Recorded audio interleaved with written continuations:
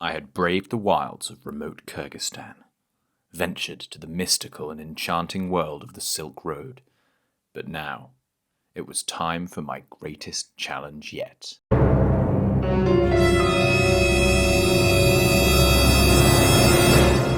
The north of England. The mission? To walk all the way across the country, starting at one coast and winding my way across not one, not two, but 3 national parks until I reached the opposite coast and my final destination of Robin Hood's Bay. I knew I couldn't do it alone, so Brian agreed to come along with me.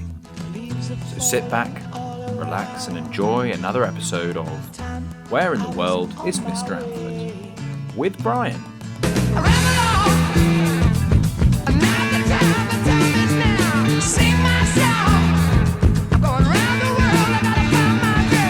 Our adventure begins in the little town of St. Bees on the Cumbrian coast, where I arrived in the evening, ready to begin the next morning.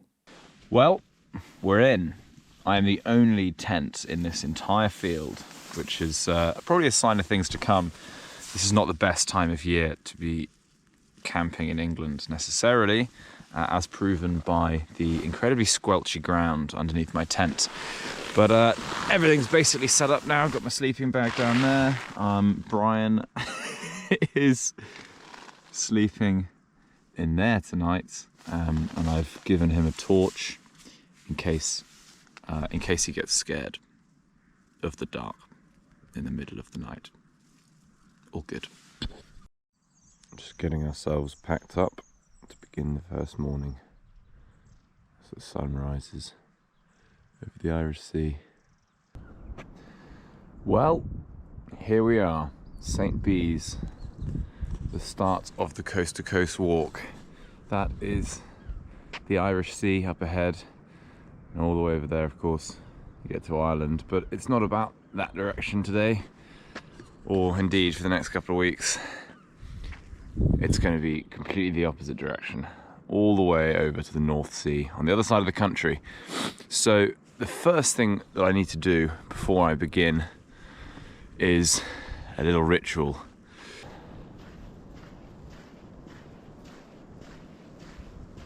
So it's something of a tradition doing the coast-to-coast walk, which obviously makes a lot of sense, which is to come and dip your feet in the Irish Sea at the very beginning, and then of course dip your feet in North Sea at the end as a sort of symbol of conquering the trail. Now the problem is, I don't really wish to get my feet too wet because I'm going to be walking for the next however many days, and if it rains I won't be able to get them dry. So I've brought a friend instead who's going to get his feet wet for me. This is Brian. Now Brian is the class mascot for my Year 5 boys at school. He's our exchange student from the Amazon, and he's exceedingly excited to be here. So Brian is going to dip his feet in the Irish Sea, and that will be the official beginning of our journey.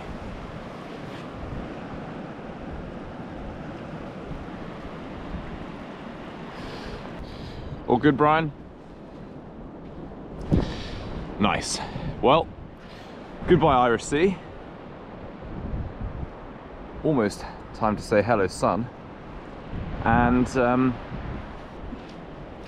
off we go to the other side of England.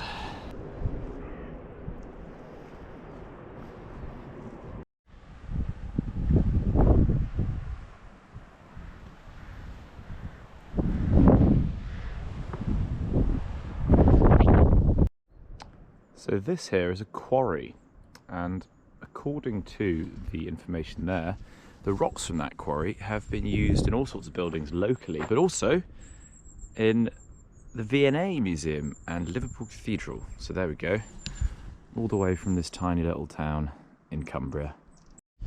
We've got sheep that look like cows here. Well, there he is, the man himself, Alfred Wainwright, who created this walk, and they got a statue of him in this little village. And here you can see the distances. I've gone 7 miles from St. Bees and I have 184 to go. So I better get cracking. You can see over there is the Isle of Man, which is cool. And then some little towns down here.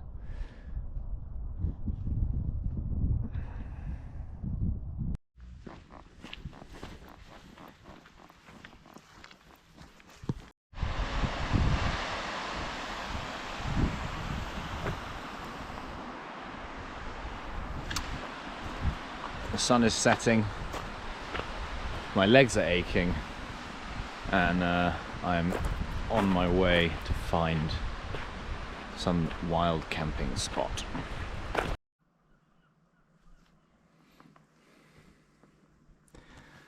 Brian just having a well-earned break. What do you think of Ennerdale water, Brian? Well, Brian and I have found rather a nice camp spot, haven't we, Brian?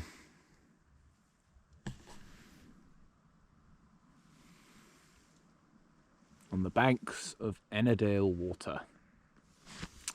Well, that was a delightful place to spend the night, and I've woken up to clouds, but beautiful, serene silence. I just fell over.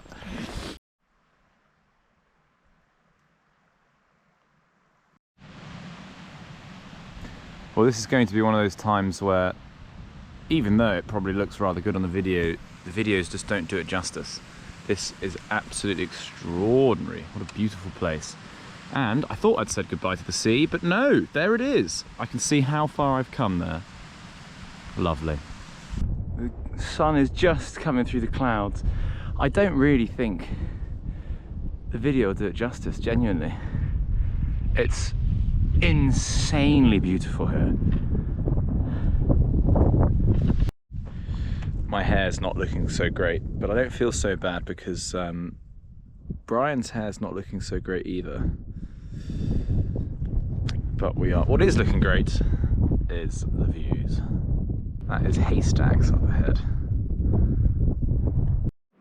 There is frost on the inside of my tent. And it's extremely cold, obviously.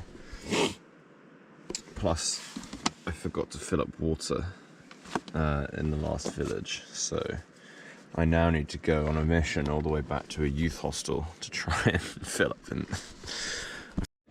Mission accomplished. I had to wake up some poor lady in the youth hostel, but Brian and I are going to be having some water today. I agree, Brian. I agree. Just cooking up some food first. As you can see, quite a lot of frost on the top of my tent, but the sun is coming up. You can see it just hitting those mountains in the distance, and we're getting ready to head off.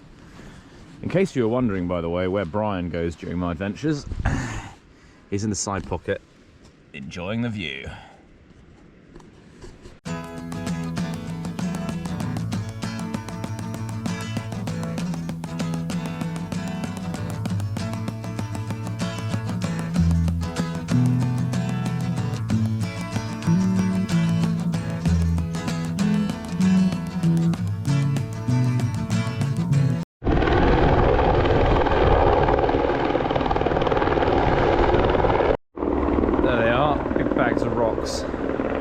Presumably R stands for rocks.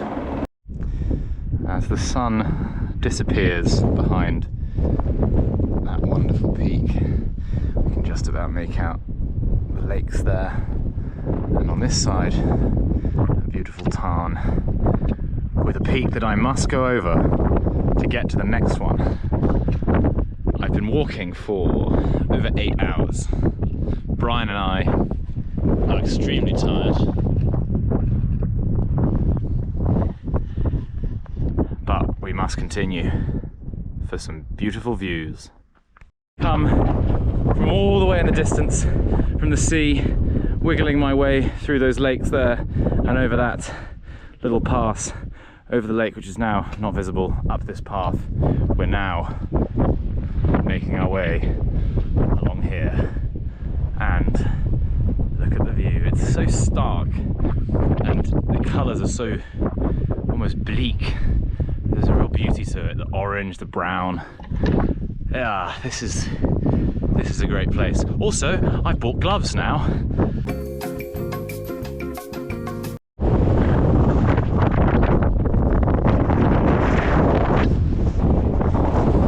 It is extremely windy up here, to the extent that occasionally I'm taking a step and I get blown, like now. Ryan, how you doing? Yeah, me too.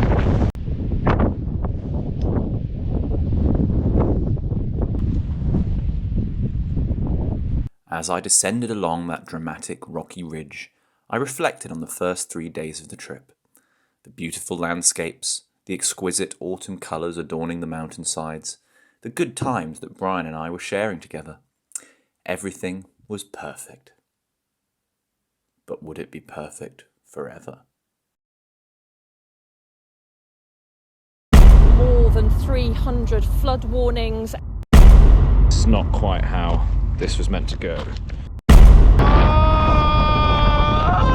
Or another option is just to go home.